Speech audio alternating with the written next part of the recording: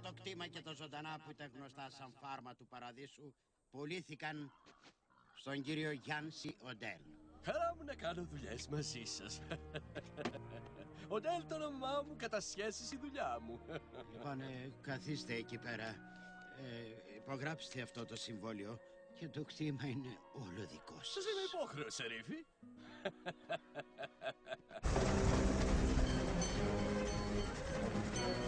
Νάτο! Το σπίτι μας! Και μια τρομερή στροφή μπροστά μας! Γρήγορα τα φρένα! Είναι αργά πια! Μα δεν θα εκτροχιαστούμε! Θα αλλάξουμε πορεία! Αυτό δεν μ' αρέσει!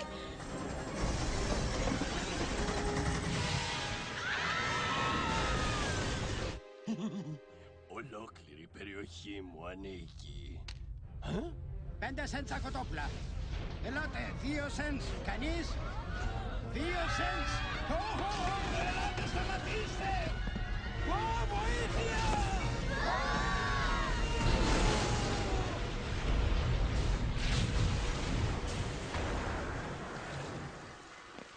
Πώς τολμήσατε να φέρετε αυτό το τρένο στο κτήμα μου?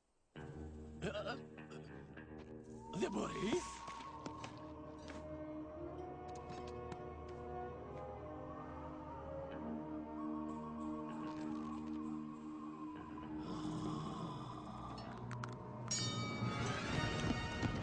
Αλ, ακίνητες! Μικρή, είναι ώρα να πέσουν φάπες. Ποιος?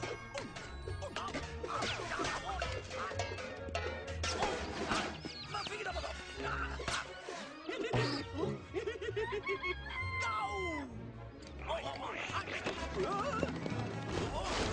Είστε για τρέλες επάνω του!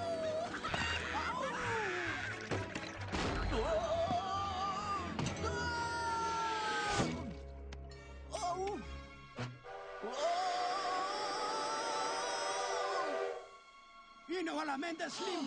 Ωραία λοιπόν! Τίποτα δεν τελειώνει αν δεν τραγουδήσει ο χοντρός!